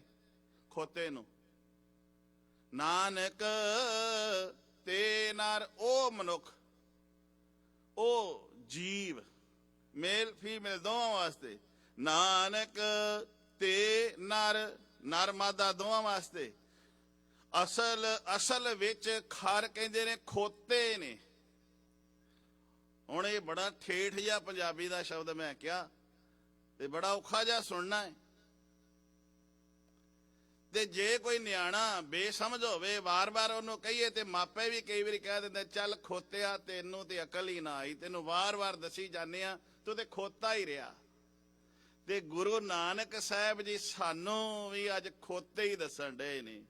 ਜੇ ਤੂੰ ਬੰਦਿਆ ਤੈਨੂੰ ਅਕਲ ਨਹੀਂ ਨਾ ਆਈ, ਬੇਅਕਲਾ ਹੀ ਐ, ਤੇ ਤੂੰ ਖੋਤੇ ਦੀ ਨਿਆਈ ਐ। ਹੁਣ ਏਡੋ ਵੱਡੀ ਹੋਰ ਗੱਲ ਕੀ ਕਹੀ ਜਾਵੇ, ਬੰਦਾ ਫਿਰ ਨਹੀਂ ਸਮਝਦਾ। ਮੇਰੇ ਪਾਤਸ਼ਾਹ ਕਹਿੰਦੇ, ਨਾਨਕ ਤੇ ਨਰ ਅਸਲ ਖਰ, ਅਸਲੀ ਵਿੱਚ ਸਹੀ ਮਹਿਣਿਆਂ ਅੰਦਰ ਉਹ ਖਰ ਨੇ। ਜੇ ਬਿਨ ਗੁਣ ਗਰਭ ਕਰੰਤ, ਗੁਣ ਵਿੱਚ ਇੱਕ ਵੀ ਨਹੀਂ, ਬਲਕਿ ਔਗਣਾ ਦਾ ਹੰਕਾਰ ਕਰੀ ਫਿਰਦੇ ਨੇ। ਵੇਖੋ ਕਿੰਨੇ ਬੇਸਮਝ ਮੂਰਖ ਨੇ, ਗੁਣ ਇੱਕ ਵੀ ਨਹੀਂ ਤੇ ਔਗਣਾ ਦਾ ਹੰਕਾਰ ਕਰਨਾ ਕਾਹਦਾ ਹੋਇਆ ਬਈ? ਜੇ ਗੁਣ ਨਾ ਹੋਵੇ ਤੇ ਔਗਣਾ ਦਾ ਹੰਕਾਰ ਕਰੀ ਫਿਰੇ। ਪੱਲੇ ਕੁਝ ਨਾ ਹੋਵੇ, ਬਈ ਢੇਰੀ ਗੰਦ ਦੀ ਹੋਵੇ, ਉੱਤੇ ਫੁਲਕਾਰੀ ਪਾਈ ਹੋਵੇ ਤੇ ਉਹਦਾ ਹੰਕਾਰ ਕਰੇ ਫਿਰੇ। ਤੇ ਜੇ ਕੋਈ ਸਿਆਣਾ ਹੋਵੇ ਤੇ ਉਹ ਆਖੇ ਵੀ ਤੂੰ ਹੰਕਾਰ ਕਾਹਦਾ ਕਰਦਾ ਏ? ਕਹਿੰਦਾ ਇਹ ਹੰਕਾਰ ਮੈਂ ਇਹਦਾ ਕਰਦਾ। ਤੇ ਕਹਿੰਦਾ ਇਹ ਵੇਖ ਤੇ ਸਹੀ ਚੁੱਕ ਕੇ ਤੂੰ ਫੁਲਕਾਰੀ ਪਾਈ ਹੈ, ਅੰਦਰ ਤੇ ਗੰਦਗੀ ਪਈ ਹੈ, ਹੰਕਾਰ ਕਾਹਦਾ ਕਰਦਾ ਹੈ? ਹੁਣ ਮੈਂ ਉਦਾਹਰਨ ਕਿੱਥੇ ਦੇ ਰਿਹਾ, ਬੰਦਾ ਕਈ ਵਾਰੀ ਆਪਣੇ ਬੋਡੀ ਦਾ, ਆਪਣੇ ਸੁਨੱਖੇਪਨ ਦਾ, ਆਪਣੀ ਸੁੰਦਰਤਾ ਦਾ ਹੀ ਹੰਕਾਰ ਕਰੀ ਜਾਂਦਾ ਹੈ ਵੀ ਮੈਂ ਬੜਾ ਸੋਹਣਾ। ਤੇ ਜਿਹਨੇ ਸੋਹਣਾ ਬਣਾਇਆ ਹੈ ਕਦੀ ਉਹਦੇ ਤੇ ਗੁਣ ਵੀ ਨਹੀਂ ਵਿਚਾਰੇ। ਜਿਹਨੇ ਤੈਨੂੰ ਇੰਨਾ ਦਿਮਾਗ, ਇਹਨੂੰ ਸੋਝੀ ਦਿੱਤੀ ਹੈ, ਜਿਹਨੇ ਤੈਨੂੰ ਇੰਨਾ ਸੁਹੱਪਣ ਦਿੱਤਾ ਹੈ, ਸੁੰਦਰਤਾ ਦਿੱਤੀ ਹੈ, ਕਦੀ ਉਹਦਾ ਥੈਂਕਸ ਹੀ ਨਹੀਂ ਕੀਤਾ। ਤੇ ਜਾਣ ਬੁੱਝ ਕੇ ਬੇਸਮਝੀ ਨਾਲ ਔਗਣੀ ਭਰਿਆ ਹੋਇਆ ਮਨੁੱਖ ਇਹਦਾ ਹੰਕਾਰ ਕਰੀ ਜਾਂਦਾ ਹੈ ਵੀ ਮੇਰੇ ਵਰਗਾ ਹੈ ਹੀ ਨਹੀਂ ਕੋਈ। ਗੁਰਦੁਆਰੇ ਵੀ ਕਈ ਵਾਰੀ ਹੁੰਮੇ ਹੁੰਦੀ ਹੈ ਵੀ ਮੇਰੇ ਵਰਗਾ ਇੰਨਾ ਸੋਹਣਾ ਕੋਈ ਨਹੀਂ ਹੋਣਾ, ਜਿਹੜਾ ਇੱਥੇ ਇੰਨੀ ਸੰਗਤ ਬੈਠੀ ਹੈ, ਮੈਂ ਹੀ ਸਾਰਿਆਂ ਨਾਲ ਸੋਹਣਾ। ਮੇਰੇ ਪਾਤਸ਼ਾਹ ਜੀ ਬਖਸ਼ਿਸ਼ ਕਰਦੇ ਨੇ, ਬੰਦਿਆਂ ਹੰਕਾਰ ਨਾ ਕਰ, ਵੇਖ ਇਹਦੇ ਵਿੱਚ ਤੇ ਗੰਦਗੀ ਭਰੀ ਪਈ ਹੈ। ਬਿਸ਼ਟਾ ਗੰਦਗੀ, ਅਸਤ ਹੱਡੀਆਂ, ਰਕਤ ਲਹੂ ਤੇ ਵਿਜ ਹੈ ਮਿਜ। ਬਿਸ਼ਟਾ ਅਸਤ ਰਕਤ ਪਰੇਟੇ ਚਾਮ। ਗੱਲ ਕੀ ਹੈ, ਕਾਹਦਾ ਮਾਣ ਹੈ? ਉਹ ਵਿਸ਼ਟਾ ਹੈ, ਗੰਦਗੀ ਹੈ, ਹੱਡੀਆਂ ਨੇ, ਮਿੱਝ ਅੰਦਰ ਭਰੀ ਪਈ ਹੈ, ਉੱਤੇ ਚਿੱਟਾ ਚਾਮੀ ਹੈ, ਔਰ ਕੁਝ ਵੀ ਨਹੀਂਗਾ। ਅੱਜ ਮੇਰੇ ਚਿੱਟੇ ਚਮੜੀ ਦਾ ਹੀ ਮਾਣ ਕਰੀ ਜਾਣਾ ਹੈ, ਉੱਤੇ ਚਿੱਟਾ ਚੰਮ ਹੈ, ਵਿੱਚ ਤੇ ਗੰਦ ਹੀ ਭਰਿਆ ਪਿਆ ਹੈ। ਵਿਸ਼ਟਾ ਤੇ ਗੰਦਗੀ ਨਾਲ ਭਰਿਆ ਪਿਆ, ਲੱਭੋ ਲੱਭ ਭਰਿਆ ਪਿਆ ਹੈ, ਨੱਕੋ ਨੱਕ ਭਰਿਆ ਪਿਆ ਹੈ। ਕੰਨ ਚੁੰਗਲ ਮਾਰ ਤਾਂ ਵੀ ਗੰਦਗੀ ਹੈ, ਅੱਖਾਂ ਵਿੱਚ ਸਵੇਰੇ ਉੱਠੇ ਤਾਂ ਵੀ ਗੰਦਗੀ ਹੈ। ਜਿੰਨੇ ਤੇਰੇ ਸਰੀਰ ਦੇ ਅੰਗ ਨੇ ਸਾਰਿਆਂ ਵਿੱਚੋਂ ਗੰਦਗੀ ਤੇ ਨਿਕਲਦੀ ਪਈ ਹੈ। ਹੈ ਕੀ ਹੈ ਵਿੱਚ? ਸਿਮ ਸਿਮ ਕੇ ਨਿਕਲਦੀ ਪਈ ਹੈ। ਅੱਖਾਂ ਵਿੱਚ ਸਵੇਰੇ ਨੂੰ ਗੀੜ ਨਾਲ ਅੱਖਾਂ ਭਰੀਆਂ ਹੁੰਦੀਆਂ ਨੇ, ਮੂੰਹ ਦੇ ਸਵੇਰੇ ਸਵੇਰੇ ਉੱਠ ਕੇ ਬੁਰਸ਼ ਕਰਦੇ ਆ, ਜਿਹਨਾਂ 'ਚ ਬੜੇ ਬੜੇ ਸੋਹਣੇ ਖਾਣੇ ਖਾਣੇ ਆ, ਇਹ ਵੀ ਗੰਦਾ ਹੋਇਆ ਹੁੰਦਾ ਹੈ। ਕਈ ਕੈਮੀਕਲ ਮੂੰਹ 'ਚ ਪਾ ਪਾ ਕੇ ਕਰੋਲੀਆਂ ਕਰਦੇ ਨੇ ਵੀ ਮੇਰੇ ਅੰਦਰੋਂ ਜਿਹੜੀ ਗੰਦੀ ਹਵਾੜ ਆ ਰਹੀ ਹੈ ਇਹ ਨਾ ਆਵੇ। ਕੀ ਹੈ? ਕਦੀ ਬੰਦੇ ਨੂੰ ਬਹਿ ਕੇ ਆਪਣੇ ਆਪ ਨੂੰ ਸੋਚਣਾ ਚਾਹੀਦਾ ਹੈ ਵੀ ਮੈਂ ਹੈ ਕੀ ਆ। ਆਪਣੀ ਪੜਚੋਲ ਕਰ, ਆਪਣੇ ਅੰਦਰ ਨੂੰ ਧਿਆਨ ਮਾਰ, ਬਾਹਰ ਨੂੰ ਨਾ ਵੇਖ। ਤੇ ਜੇ ਤੂੰ ਆਪਣੇ ਅੰਦਰ ਮਾਰੇਗਾ ਧਿਆਨ, ਮੇਰੇ ਸਾਹਿਬ ਜੀ ਕਹਿੰਦੇ ਨੇ ਫਿਰ ਗੁਰੂ ਤੇਰੇ ਤੇ ਰਹਿਮਤ ਕਰ ਦੇਵੇਗਾ। ਪਰ ਰੋਜ਼ ਪੜ੍ਹ ਰਹੇ ਆ, ਮਨ ਏਕ ਨ ਚੇਤਸ ਮੂੜ ਮਨਾ। ਮੂੜ, ਹੇ ਮੂਰਖ ਤੂੰ ਇੱਕ ਮਨਾ, ਹੇ ਮੂਰਖ ਮਨਾ ਤੂੰ ਰੱਬ ਇੱਕ ਨ ਚੇਤਸ। ਚੇਤਸ ਤੋਂ ਭਾਵ ਇੱਕ ਪਰਮਾਤਮਾ ਨੂੰ ਕਦੀ ਵੀ ਚਿੱਤ ਦੇ ਵਿੱਚ ਨਾ ਚੇਤੇ ਕੀਤਾ ਹੈ। ਮਨ ਏਕ ਨ ਚੇਤਸ ਮੂੜ ਮਨਾ, ਹਰ ਬਿਸਰਤ ਤੇਰੇ ਗੁਣ ਗਲਿਆ। ਤੂੰ ਤੋਂ ਭੁਲਾ ਦਿੱਤਾ ਹੈ, ਉਸ ਮਾਲਕ ਨੂੰ ਵਿਸਾਰ ਦਿੱਤਾ ਹੈ। ਹੁਣ ਤੇਰੇ ਗੁਣ ਗਲ ਗਏ, ਮਿੰਸ ਤੇਰੇ ਅੰਦਰੋਂ ਔਗਣ ਭਰ ਗਏ ਨੇ ਤੇ ਗੁਣ ਗੁਰੂ ਦੇ ਨਿਕਲ ਗਏ ਨੇ। ਹਾਂ, ਜੇ ਉਹਨੂੰ ਚੇਤਾ ਕਰੇਗਾ ਤੇ ਔਗਣ ਨਿਕਲ ਜਾਣਗੇ, ਗੁਰੂ ਦੇ ਗੁਣ ਆ ਜਾਣਗੇ। ਗੁਰੂ ਜੀ ਦੱਸੋ ਕਿਵੇਂ ਆ ਜਾਣਗੇ? ਅੱਜ ਦੇ ਹੁਕਮ ਵਿੱਚ ਮੇਰੇ ਪਾਤਸ਼ਾਹ ਕਹਿੰਦੇ ਨੇ, ਸੁਖ ਬਿਸ਼ਰਾਮ ਪਾਇਆ ਗੁਣ ਗਾਏ। ਪਾਇਆ, ਇੱਥੇ ਵਿਸ਼ਰਾਮ ਲਾਈਏ, ਸੁਖ ਵਿਸ਼ਰਾਮ, ਵਿਸ਼ਰਾਮ ਲਾ ਕੇ ਜਮਕੀ ਲਾ ਦਈਏ, ਰੁਕ ਜਾਈਏ, ਫਿਰ ਇਹਨੂੰ ਅੱਗੇ ਐਵੇਂ ਪੜ੍ਹ ਦਈਏ, ਪਾਇਆ ਗੁਣ ਗਾਏ। ਹੇ ਭਾਈ ਮੈਂ ਉਸ ਮਾਲਕ ਨੂੰ ਆਤਮਕ ਆਨੰਦ ਮੈਂ ਪਾ ਲਿਆ ਹੈ। ਕਿਵੇਂ ਪਾਇਆ ਬਈ? ਕਹਿੰਦਾ ਮੈਂ ਗੁਣ ਗਾ ਕੇ ਪਾਇਆ ਏ। ਮੈਂ ਜਦੋਂ ਉਸ ਮਾਲਕ ਦੇ ਗੁਣ ਗਾਏ ਨੇ ਨਾ, ਰੱਬ ਦੇ ਗੁਣ ਗਾਏ ਨਾ, ਪਾਇਆ ਗੁਣ ਗਾਏ, ਮੈਂ ਆਤਮਕ ਆਨੰਦ ਪਾ ਲਿਆ ਹੈ, ਮੈਨੂੰ ਸਹਿਜ ਆ ਗਿਆ ਹੈ। ਵਿਸ਼ਰਾਮ ਕਹਿੰਦੇ ਨੇ ਟਿਕਾਣਾ, ਟਿਕ ਗਿਆ। ਵਿਸ਼ਰਾਮ ਜਦੋਂ ਸਵੇਰ ਤੋਂ ਮਨੁੱਖ ਭੱਜ ਕੇ ਘਰ ਦਾ ਆਉਂਦਾ, ਨੱਸ ਨੌ ਦੌੜ ਕੇ ਆਉਂਦਾ, ਘਰ ਆ ਕੇ ਕਹਿੰਦਾ ਹੁਣ ਮੈਨੂੰ ਵਿਸ਼ਰਾਮ ਕਰ ਲੈਣ ਦਿਓ, ਮੈਨੂੰ ਹੁਣ ਆਰਾਮ ਕਰ ਲੈਣ ਦਿਓ। ਵਿਸ਼ਰਾਮ ਜਦੋਂ ਕਰਦਾ ਹੈ ਤੇ ਕਹਿੰਦਾ ਵੀ ਹੁਣ ਮੈਨੂੰ ਸੁੱਖ ਮਿਲਿਆ ਹੈ, ਹੁਣ ਮੰਜੇ ਤੇ ਪਲੰਗ ਤੇ ਪਿਆ ਹਾਂ, ਹੁਣ ਮੈਂ ਟਿਕਿਆ ਵਾਂ ਤੇ ਮੈਨੂੰ ਸੁੱਖ ਮਿਲਿਆ ਹੈ। ਪਰ ਬੰਦਿਆ ਸਰੀਰ ਕਰਕੇ ਤੇ ਟਿਕ ਗਿਆ ਏ, ਮਨ ਕਰਕੇ ਨਹੀਂ ਟਿਕਿਆ ਤੇ ਨਹੀਂ ਸੁੱਖ ਮਿਲਣਾ। ਸਰੀਰ ਕਰਕੇ ਭਾਵੇਂ ਤੂੰ ਤੁਰਿਆ ਫਿਰ ਕਾਰ ਵਿਹਾਰ ਕੰਮ ਕਾਰ ਕਰਦਾ, ਫਿਰ ਮਨ ਕਰਕੇ ਟਿਕ ਜਾ। ਜਿੱਦਣ ਮਨ ਕਰਕੇ ਟਿਕ ਗਿਆ ਨਾ, ਮਨ ਦਾ ਟਿਕਾਵ ਬਣ ਗਿਆ, ਮਨ ਵਿੱਚ ਸ਼ਾਂਤੀ ਆ ਗਈ, ਤੇ ਮੇਰੇ ਪਾਤਸ਼ਾਹ ਜੀ ਕਹਿੰਦੇ ਨੇ ਫਿਰ ਦੁੱਖ ਵਿੱਚ ਵੀ, ਭੁੱਖ ਵਿੱਚ ਵੀ, ਧੁੱਪ ਵਿੱਚ ਵੀ, ਛਾਂ ਵਿੱਚ ਵੀ, ਹਰ ਸਮੇਂ ਹਰ ਪਲ ਤੇਰੇ ਮਨ ਦਾ ਸਕੂਨ ਤੈਨੂੰ ਮਿਲਿਆ ਰਹੇਗਾ। ਮਨ ਕਰਕੇ ਤੂੰ ਸੁਖੀ ਰਹੇਗਾ। ਪਰ ਗੁਰੂ ਪਿਆਰਿਓ, ਅਸੀਂ ਤਨ ਕਰਕੇ ਦੇ ਬੜੇ ਸੁੱਖ ਸਹੇੜ ਲਏ ਨੇ। ਹਰ ਸੁੱਖ ਸਾਨੂੰ ਮਾਲਕ ਨੇ ਦੇ ਦਿੱਤਾ ਤਨ ਦਾ, ਪਰ ਮਨ ਦਾ ਸੁੱਖ ਨਹੀਂ ਹੈ। ਮਨ ਕਰਕੇ ਅਸੀਂ ਸਾਰੇ ਹੀ, ਮੇਰੇ ਸਮੇਤ ਆਪਾਂ ਜਿੰਨੇ ਬੈਠੇ ਆ, ਕੋਈ ਵਿਰਲਾ ਹੋਵੇਗਾ ਕੋਈ ਜਿਹਨੂੰ ਮਨ ਦਾ ਸਕੂਨ ਮਿਲਿਆ ਹੋਵੇ। ਤਨ ਦੇ ਤੇ ਬੜੇ ਇੰਤਜ਼ਾਮ ਬਣਾਏ ਨੇ, ਪਰ ਮਨ ਦਾ ਸਕੂਨ ਨਹੀਂ ਹੈ। ਮਨ ਕਰਕੇ ਅਸੀਂ ਸਾਰੇ ਹੀ, ਮਾਨਸਿਕ ਪ੍ਰੋਬਲਮ ਹੈ ਸਾਨੂੰ ਸਾਰਿਆਂ ਨੂੰ, ਮਾਨਸਿਕ ਪ੍ਰੋਬਲਮ ਹੈ। ਮਨ ਕਰਕੇ ਅਸੀਂ ਸਾਰੇ ਹੀ ਮਾਨਸਿਕ ਤੌਰ ਤੇ ਅਸੀਂ ਸਾਰੇ ਹੀ ਦੁਖੀ ਆ, ਸਾਰੇ ਹੀ ਡਿਸਟਰਬ ਰਹਿੰਦੇ ਆ। ਮਾਨਸਿਕ ਪ੍ਰੋਬਲਮ ਸਾਨੂੰ ਸਾਰਿਆਂ ਨੂੰ ਲੱਗੀ ਹੈ।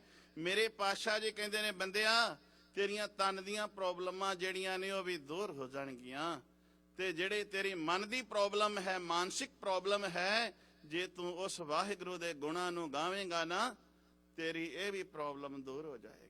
ਤੇ ਮਨ ਸੁਖ ਵਿਸ਼ਰਾਮ, ਵਿਸ਼ਰਾਮ ਤੋਂ ਭਾਵ ਹੈ ਫਿਰ ਮਨ ਕਾਬੂ ਆ ਗਿਆ, ਮਨ ਟਿਕਾਣੇ ਵਿੱਚ ਆ ਗਿਆ, ਮਨ ਸ਼ਾਂਤ ਹੋ ਗਿਆ। ਹੁਣ ਮਨ ਉੱਡੂ ਉੱਡੂ ਨਹੀਂ ਕਰਦਾ। ਕਈ ਵਾਰੀ ਅਸੀਂ ਕਹਿੰਦੇ ਆ ਨਾ, ਅੱਜ ਮੇਰਾ ਮਨ ਕਾਬੂ ਵਿੱਚ ਨਹੀਂ ਹੈ, ਮੇਰਾ ਮਨ ਉੱਡੂ ਉੱਡੂ ਪਿਆ ਕਰਦਾ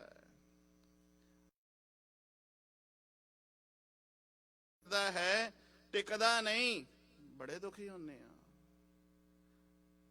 ਬਹੁਤ ਹੀ ਉਦੋਂ ਦੁੱਖ ਮਹਿਸੂਸ ਹੁੰਦਾ ਹੈ। ਪਰ ਮੇਰੇ ਸਾਹਿਬ ਜੀ ਬਖਸ਼ਿਸ਼ ਕਰਦੇ ਨੇ, ਗੁਣ ਗਾਏ ਹੇ ਭਾਈ, ਜਿਨ੍ਹਾਂ ਨੇ ਉਸ ਵਾਹਿਗੁਰੂ ਦੇ ਗੁਣਾਂ ਨੂੰ ਗਾ ਕੇ ਉਸ ਮਾਲਕ ਨੂੰ ਪਾ ਲਿਆ ਹੈ, ਉਹਨਾਂ ਦਾ ਮਨ ਸਦਾ ਵਿਸ਼ਰਾਮ ਵਿੱਚ ਰਹਿੰਦਾ ਹੈ, ਉਹਨਾਂ ਦਾ ਮਨ ਟਿਕਿਆ ਰਹਿੰਦਾ ਹੈ, ਉਹਨਾਂ ਦੇ ਮਨ ਵਿੱਚ ਸ਼ਾਂਤੀ ਰਹਿੰਦੀ ਹੈ। ਪਰ ਗੁਰੂ ਪਿਆਰਿਓ, ਮਨ ਦੀ ਸ਼ਾਂਤੀ ਕਿਵੇਂ ਮਿਲੇ? ਸ਼ਰਮ ਮਿਟਿਆ ਮੇਰੀ ਹੱਤੀ ਬਲਾਏ। ਜਿਹਨੂੰ ਕੋਈ ਮਾਨਸਿਕ ਪ੍ਰੋਬਲਮ ਆ ਜਾਵੇ, ਡਿਸਟਰਬ ਹੋ ਜਾਵੇ, ਮੈਂਟਲੀ ਤੌਰ ਤੇ ਡਿਸਟਰਬ ਹੋ ਜਾਵੇ, ਤੇ ਅਸੀਂ ਕਹਿੰਦੇ ਆ ਇਹਨੂੰ ਕੋਈ ਬਲਾਂ ਚਿਬੜੀ ਹੋਈ ਹੈ, ਲੈ ਕੇ ਚਲੋ ਇਹਨੂੰ ਸਿਆਣੇ ਕੋਲ, ਇਸ ਪਾਸੇ ਨਹੀਂ ਮੈਂ ਜਾਣਾ। ਆਮ ਲੋਕੀ ਕਹਿੰਦੇ ਨੇ ਵੀ ਇਹਨੂੰ ਸਿਆਣੇ ਨੂੰ ਵਿਖਾਓ, ਇਹਨੂੰ ਕੋਈ ਬਲਾਂ ਚਿੰਬੜੀ ਹੋਈ ਹੈ। ਉਹ ਮਾਨਸਿਕ ਤੌਰ ਤੇ ਡਿਸਟਰਬ ਹੋ ਗਿਆ, ਪਾਗਲ ਹੋ ਗਿਆ, ਡਿਸਟਰਬ ਹੋ ਗਿਆ, ਤੇ ਲੋਕੀ ਲਈ ਫਿਰਦੇ ਨੇ। ਉਹ ਪਤਾ ਹੀ ਨਹੀਂ ਹੈ ਵੀ ਇਹ ਕਿਹੜੀ ਨੂੰ, ਇਹਨੂੰ ਕਿਹੜੀ ਬਲਾਂ ਲੱਗੀ ਹੈ, ਇਹਨੂੰ ਬਲਾਂ ਕਿਹੜੀ ਚਿੰਬੜੀ ਹੈ। ਤੇ ਉਹ ਤਾਂਤਰਿਕ ਦੇ ਕੋਲ ਲੈ ਜਾਂਦੇ ਨੇ, ਉਹ ਆਪ ਹੀ ਬਲਾਂ ਉਹਨੂੰ ਚਿੰਬੜੀ ਆਉਂਦੀ ਹੈ, ਚਿਮਟੇ ਮਾਰ ਮਾਰ ਕੇ ਲੱਕ ਲਾਲ ਕਰ ਦਿੰਦਾ। ਕਈਆਂ ਦੇ ਤੇ ਪ੍ਰਾਣ ਹੀ ਗਵਾ ਦਿੰਦਾ ਵੀ ਇਹਦੀ ਬਲਾਂ ਅੰਦਰੋਂ ਕੱਢਣੀ ਹੈ। ਬਲਾਂ ਬਲੂੰਦੀ ਕੋਈ ਨਹੀਂ ਅੰਦਰ, ਉਹ ਕਿਸੇ ਦੀ ਜਾਨ ਹੀ ਗਵਾ ਦਿੰਦਾ। ਉਹ ਬੌੜੀ ਕਰਦਾ, ਮੈਨੂੰ ਕੋਈ ਬਲਾਂ ਨਹੀਂ ਹੈਗੀ, ਜੇ ਮੈਨੂੰ ਛੱਡ ਦਿਓ। ਉਹ ਹੱਥ 'ਚ ਵੀ ਖੜੇ ਕਰਦਾ ਹੈ, ਉਹ ਕਹਿੰਦਾ ਮੈਨੂੰ ਬਖਸ਼ ਦਿਓ, ਮੈਨੂੰ ਕੋਈ ਬਲਾਂ ਨਹੀਂ ਹੈਗੀ, ਤੇ ਚਿਮਟੇ ਮਾਰ ਮਾਰ ਕੇ ਅੰਦਰ ਬਲਾਂ ਕੱਢਣ ਡੇ ਆ। ਮੇਰੇ ਸਾਹਿਬ ਜੀ, ਸਾਡੇ ਅੰਦਰ ਜਿਹੜੀ ਬਲਾਂ ਹੈ ਨਾ, ਉਹ ਮੇਰਾ ਮਾਲਕ ਜੀ ਕਹਿੰਦਾ ਹੈ, ਬੰਦਿਆ ਸ਼ਰਮ ਮਿਟਿਆ। ਜਦੋਂ ਸ਼ਰਮ ਦਾ ਅਰਥ ਕਰਾਂਗੇ ਥਕਾਨ, ਬੰਦਾ ਦਿਨੇ ਰਾਤ ਜਦੋਂ ਭੱਜਾ ਨੱਠਾ ਰਹਿੰਦਾ ਹੈ, ਦੌੜਦਾ ਰਹਿੰਦਾ ਹੈ, ਤਨ ਕਰਕੇ ਥੱਕ ਜਾਂਦਾ ਹੈ, ਮਨ ਕਰਕੇ ਹਾਰ ਜਾਂਦਾ ਹੈ। ਪਰ ਜਦੋਂ ਗੁਰੂ ਦੇ ਗੁਣ ਗਾਵੇ, ਉਹਦੀ ਜਿਹੜੀ ਅੰਦਰ ਦੀ ਬਲਾਂ ਹੈ ਨਾ, ਉਹ ਵੀ ਨਿਕਲ ਜਾਂਦੀ ਹੈ। ਜਿਹੜੀ ਅੰਦਰ ਬਲਾਂ ਬੈਠੀ ਹੈ ਨਾ, ਮਾਨਸਿਕ ਪ੍ਰੋਬਲਮ ਹੈ ਨਾ, ਗੁਰੂ ਦੇ ਗੁਣ ਗਾਉਣ ਦੇ ਨਾਲ ਮੇਰਾ ਸਤਿਗੁਰੂ ਜੀ ਕਹਿੰਦਾ ਤੇਰੀ ਉਹ ਬਲਾਂ ਵੀ ਦੂਰ ਹੋ ਜਾਏਗੀ, ਨਿਕਲ ਜਾਏਗੀ। ਪਰ ਕਿਵੇਂ ਜੀ? ਸੰਤ ਪ੍ਰਸਾਦ। ਰੁਕ ਕੇ ਫਿਰ ਅੱਗੇ ਚੱਲੀਏ। ਅਸੀਂ ਤੇ ਬ੍ਰੇਕ ਲਾਉਂਦਾ ਹੀ ਨਹੀਂ ਨਾ। ਆ ਬ੍ਰੇਕਰ ਬਰੋਕਰ ਆਵੇ ਗੱਡੀ ਦੀ ਤੇ ਬ੍ਰੇਕ ਲਾਉਣੀ ਪੈਂਦੀ ਹੈ ਨਾ, ਪਰ ਬਾਣੀ ਪੜਦਿਆਂ ਕੋਈ ਨਹੀਂ ਬ੍ਰੇਕ ਲਾਉਂਦੇ, ਦੱਬੀ ਤੁਰੇ ਜਾਂਦੇ ਆ ਕੰਮ ਨੂੰ। ਨਹੀਂ, ਬ੍ਰੇਕ ਲਾ ਕੇ ਚੱਲੋ, ਵੇਖ ਕੇ ਚੱਲੋ। ਰਹਾਓ ਦਾ ਅਰਥ ਹੈ ਰੁਕੋ ਫਿਰ ਤੁਰੋ। ਕਈ ਜਗ੍ਹਾ ਤੇ ਲਿਖਿਆ ਹੁੰਦਾ ਰੁਕ ਫਿਰ ਅੱਗੇ ਤੁਰ, ਸਟਾਪ ਕਰ, ਇੱਥੇ ਪਹਿਲਾਂ ਇੱਥੇ ਰੁਕ ਜਾ ਫਿਰ ਅੱਗੇ ਚੱਲ। ਪਰ ਅਸੀਂ ਨਹੀਂ, ਇੱਥੇ ਬਾਣੀ ਪੜ੍ਹਨ ਲੱਗਿਆ ਨਹੀਂ ਰੁਕਦੇ। ਮੇਰੇ ਸਾਹਿਬ ਜੀ ਕਹਿੰਦੇ ਨੇ ਰੁਕ ਜਾ, ਸੰਤ ਪ੍ਰਸਾਦ ਹਰ ਨਾਮ ਧਿਆਇਆ। ਸੰਤ ਗੁਰੂ ਸੰਤ ਦੀ ਕਿਰਪਾ ਨਾਲ ਜਦੋਂ ਬੰਦਿਆ ਤੂੰ ਉਸ ਪਰਮਾਤਮਾ ਦੇ ਨਾਮ ਨੂੰ ਧਿਆਵੇਂਗਾ। ਹੁਣ ਗੁਰੂ ਸੰਤ ਧੰਨ ਗੁਰੂ ਗ੍ਰੰਥ ਸਾਹਿਬ ਮਹਾਰਾਜ, ਗੁਰੂ ਸੰਤ ਦੀ ਕਿਰਪਾ ਸਦਕੇ ਜਦੋਂ ਤੂੰ ਪਰਮਾਤਮਾ ਨੂੰ ਧਿਆਵੇਂਗਾ ਫਿਰ ਕੀ ਹੋਵੇਗਾ? ਤਾਬਤੇ ਧਾਵਤ, ਧਾਵਤ ਮੀਨਸ ਦੌੜਨਾ, ਨੱਸਣਾ, ਭੱਜਣਾ। ਤਬ ਤੇ ਤਦੋਂ ਤੋਂ ਹੈ ਭਾਈ ਜਦੋਂ ਗੁਰੂ ਦੀ ਕਿਰਪਾ ਨਾਲ ਮੈਂ ਉਸ ਪ੍ਰਮਾਤਮਾ ਦੇ ਨਾਮ ਨੂੰ ਧਿਆਇਆ, ਮਿਸ ਸਿਮਰਿਆ, ਉਸ ਮਾਲਕ ਦੇ ਗੁਣਾਂ ਨੂੰ ਗਾਉਣਾ ਸ਼ੁਰੂ ਕਰ ਦਿੱਤਾ, ਤਦੋਂ ਤੋਂ ਧਾਵਤ ਜਿਹੜਾ ਮਨ ਮੇਰਾ ਨਸ਼ਿਆ ਫਿਰਦਾ ਸੀ, ਉੱਡੂ ਉੱਡੂ ਕਰਦਾ ਸੀ, ਹੁਣ ਮੇਰਾ ਮਨ ਬਹਿ ਗਿਆ ਹੈ। ਹੁਣ ਮੇਰਾ ਮਨ ਵਿੱਚ ਸਕੂਨ ਆ ਗਿਆ। ਹੁਣ ਮੇਰਾ ਮਨ ਰੁਕ ਗਿਆ। ਹੁਣ ਇੱਧਰ ਉੱਧਰ ਦੌੜਦਾ ਨਹੀਂ। ਹੁਣ ਮੇਰਾ ਮਨ ਤ੍ਰਿਪਤ ਹੋ ਗਿਆ। ਬੰਦਾ ਢਿੱਡ ਵਿੱਚ ਪ੍ਰਸ਼ਾਦਾ ਪਾਇਆ ਤ੍ਰਿਪਤ ਹੋ ਜਾਂਦਾ ਹੈ, ਰੱਜ ਜਾਂਦਾ ਹੈ, ਫਿਰ ਨਾਲ ਬੰਨ ਕੇ ਵੀ ਤੁਰਦਾ ਹੈ ਕਿਉਂਕਿ ਮਨ ਨਹੀਂ ਰੱਜਿਆ। ਢਿੱਡ ਰੱਜ ਗਿਆ, ਇਹ ਭਰ ਗਿਆ ਹੈ, ਪਰ ਮਨ ਨਹੀਂ ਰੱਜਿਆ। ਕੋਈ ਵਸਤੂ ਜਿਹੜੀ ਸਾਨੂੰ ਚੰਗੀ ਲੱਗੇ ਉਹ ਇੱਕ ਚਮਚਾ ਖਾ ਲਈਏ, ਸਵਾਦ ਉਹਦਾ ਓਨਾ ਹੀ ਹੈ। 10 ਖਾ ਲਾਂਗੇ ਤਾਂ ਵੀ ਓਨਾ ਹੀ ਹੈ, ਪਰ ਜੇ ਗਲ ਗਲ ਤੇ ਗਲਾ ਛਲਾਵਾਂਗੇ ਤਾਂ ਵੀ ਓਨਾ ਹੀ ਹੈ, ਸਵਾਦ ਉਹਦਾ ਚੇਂਜ ਨਹੀਂ ਹੈ। ਕਿਉਂ ਕਿ ਤਨ ਰੱਜ ਗਿਆ ਹੈ, ਮਨ ਨਹੀਂ ਰੱਜਿਆ। ਮਨ ਤਾਂ ਰੱਜੇਗਾ, ਮੇਰੇ ਪਾਤਸ਼ਾਹ ਕਹਿੰਦੇ ਨੇ ਤਬ ਤੇ ਧਾਵਤ ਮਨ ਤ੍ਰਿਪਤਾਇਆ। ਕਦੋਂ? ਗੁਣ ਗਾਏ, ਜਦੋਂ ਰੱਬ ਦੇ ਗੁਣਾਂ ਨੂੰ ਮੈਂ ਗਾ ਕੇ ਉਸ ਨੂੰ ਪਾ ਲਿਆ ਹੈ ਨਾ, ਹੁਣ ਮੇਰਾ ਮਨ ਵੀ ਰੱਜ ਗਿਆ ਜੇ। ਤਨ ਕਰਕੇ ਤੇ ਰੱਜ ਹੀ ਗਿਆ, ਮੈਂ ਮਨ ਕਰਕੇ ਵੀ ਰੱਜ ਗਿਆ। ਕਿਵੇਂ ਜੀ? ਚਰਨ ਕਮਲ ਆਰਾਧ ਭਗਵੰਤਾ। ਜਦੋਂ ਮੈਂ ਪ੍ਰਮਾਤਮਾ ਦੇ ਚਰਨ ਕਮਲ, ਕਵਲ ਦੀ ਵੀ ਬੜੀ ਦ੍ਰਿਸ਼ਟਾਂਤ ਦਿੱਤੀ ਗਈ ਹੈ ਗੁਰੂ ਕੀ ਬਾਣੀ ਦੇ ਵਿੱਚ, ਕੌਲ ਫੁੱਲ ਜਿਹਨੂੰ ਅਸੀਂ ਕਹਿੰਦੇ ਆ। ਹੁਣ ਚਰਨ ਦੇ ਅਰਥ ਕਰ ਦਈਏ ਗੁਰੂ ਦਾ ਉਪਦੇਸ਼, ਤੇ ਕਵਲ ਦੇ ਅਰਥ ਕਰੀਏ ਹਿਰਦਾ। ਜਿਨ੍ਹਾਂ ਨੇ ਗੁਰੂ ਦਾ ਉਪਦੇਸ਼, ਗੁਰੂ ਦੀ ਸਿੱਖਿਆ ਨੂੰ ਆਪਣੇ ਅੰਦਰ ਗ੍ਰਹਿਣ ਕਰ ਲਿਆ ਹੈ, ਜਿਨ੍ਹਾਂ ਦੇ ਅੰਦਰ ਗੁਰੂ ਸ਼ਬਦ ਦੀਆਂ ਕਿਰਨਾਂ ਪੈ ਗਈਆਂ। ਜਦੋਂ ਸੂਰਜ ਦੀਆਂ ਕਿਰਨਾਂ ਪੈਂਦੀਆਂ ਨੇ ਤੇ ਕੌਲ ਫੁੱਲ ਖਿੜਦਾ ਹੈ। ਸਾਧ ਸੰਗਤ ਜਦੋਂ ਗੁਰੂ ਸ਼ਬਦ ਦੀਆਂ ਕਿਰਨਾਂ ਪੈਣ ਤੇ ਹਿਰਦਾ ਰੂਪੀ ਕੌਲ ਫੁੱਲ ਖਿੜ ਜਾਂਦਾ ਹੈ। ਚਰਨ ਕਮਲ ਆਰਾਧ ਭਗਵੰਤਾ, ਹਰ ਸਿਮਰਨ ਤੇ ਮਿਟੀ ਮੇਰੀ ਚਿੰਤਾ। ਚਿੰਤਾ ਝੋਰੇ ਜਿਹੜੇ ਨੇ ਇਹ ਮੁੱਕ ਜਾਂਦੇ ਨੇ। ਸਭ ਤਜ ਅਨਾਥ ਏਕ ਸ਼ਰਨ ਆਇਆ। ਜਦੋਂ ਤੂੰ ਅਨਾਥ ਬਣ ਕੇ ਆਏਗਾ, ਸਾਨਾਥ ਨਹੀਂ, ਬੇਸਹਾਰਾ ਬਣ ਕੇ ਆਏਗਾ ਤੇ ਗੁਰੂ ਅੱਗੇ ਬੌੜੀ ਆ ਕੇ ਕਰੇਗਾ, ਦਾਤਿਆ ਮੈਂ ਤੇ ਅਨਾਥ ਹਾਂ, ਮੈਂ ਤੇ ਬੇਸਹਾਰਾ ਹਾਂ, ਮੈਨੂੰ ਕਿਧਰੋਂ ਸਹਾਰਾ ਨਹੀਂ ਮਿਲਿਆ। ਹੁਣ ਮੈਂ ਤੇਰੀ ਦਰ ਤੇ ਆਇਆ, ਮੈਂ ਤੇਰੀ ਸ਼ਰਨ ਵਿੱਚ ਆਇਆ, ਮੈਨੂੰ ਤੂੰ ਆਪਣਾ ਸਹਾਰਾ ਦੇ ਦੇ। ਤੇ ਗੁਰੂ ਪਿਆਰਿਓ, ਬੇਸਹਾਰਿਆਂ ਨੂੰ ਸਹਾਰਾ ਗੁਰੂ ਦੇ ਦੇਗਾ। ਮੇਰੇ ਸਾਹਿਬ ਜੀ ਬਖਸ਼ਿਸ਼ ਕਰਦੇ ਨੇ, ਜਦੋਂ ਤੂੰ ਅਨਾਥ ਬਣ ਕੇ ਆਵੇਂਗਾ, ਸਨਾਥ ਹੋ ਜਾਵੇਂਗਾ, ਫਿਰ ਦੁੱਖ ਦਰਦ ਭਰਮ ਭਉ ਨਸਿਆ, ਕਰਨ ਹਾਰ ਨਾਨਕ ਮਨ ਵਸਿਆ। ਜਦੋਂ ਸਾਰੀ ਸ੍ਰਿਸ਼ਟੀ ਨੂੰ ਬਣਾਉਣ ਵਾਲਾ ਕਰਨਹਾਰ ਪਰਵਤਗਾਰ ਮਨ ਦੇ ਵਿੱਚ ਤੇਰੇ ਵਸ ਗਿਆ, ਤੇਰੇ ਮਨ ਰੂਪੀ ਹਿਰਦੇ ਘਰ ਦੇ ਵਿੱਚ ਉਹਨਾਂ ਆਪਣਾ ਟਿਕਾਣਾ ਬਣਾ ਲਿਆ, ਫਿਰ ਜਾ ਤੇਰੀਆਂ ਮਾਨਸਿਕ ਪ੍ਰੋਬਲਮਾਂ, ਤੇਰੀਆਂ ਤਨ ਦੀਆਂ ਤੇ ਮਨ ਦੀਆਂ ਸਾਰੀਆਂ ਦੂਰ ਹੋ ਜਾਣਗੀਆਂ। ਪਰ ਕੀ ਸੁਖ ਵਿਸ਼ਰਾਮ ਪਾਇਆ ਗੁਣ ਗਾਏ। ਗੁਰੂ ਕੇ ਸਿੱਖ, ਗੁਰੂ ਦਾ ਸੇਵਕ ਕਹਿੰਦਾ, ਹੈ ਭਾਈ ਦੁਨੀਆ ਦੇ ਲੋਕੋ, ਮੈਂ ਗੁਰੂ ਨੂੰ ਗਾ ਕੇ ਵਿਸ਼ਰਾਮ ਸੁਖ ਪਾ ਲਿਆ ਹੈ। ਹੁਣ ਮੇਰਾ ਮਨ ਵੀ ਤੇ ਮੇਰਾ ਤਨ ਵੀ ਮੇਰੇ ਕਾਬੂ ਦੇ ਵਿੱਚ ਹੈ। ਜਿਨ੍ਹਾਂ ਨੇ ਮਨ ਕਾਬੂ ਕਰ ਲਿਆ ਉਹਨਾਂ ਦੇ ਲੋਕ ਤੇ ਪਰਲੋਕ ਸਬਰ ਜਾਂਦੇ ਨੇ, ਪਰ ਇਹ ਮਨ ਗੁਰੂ ਦੇ ਗੁਣ ਗਾ ਕੇ ਹੀ ਕਾਬੂ ਵਿੱਚ ਆਉਂਦਾ ਹੈ। ਵਾਹਿਗੁਰੂ ਜੀ ਕਾ ਖਾਲਸਾ, ਵਾਹਿਗੁਰੂ ਜੀ ਕੀ ਫਤਿਹ।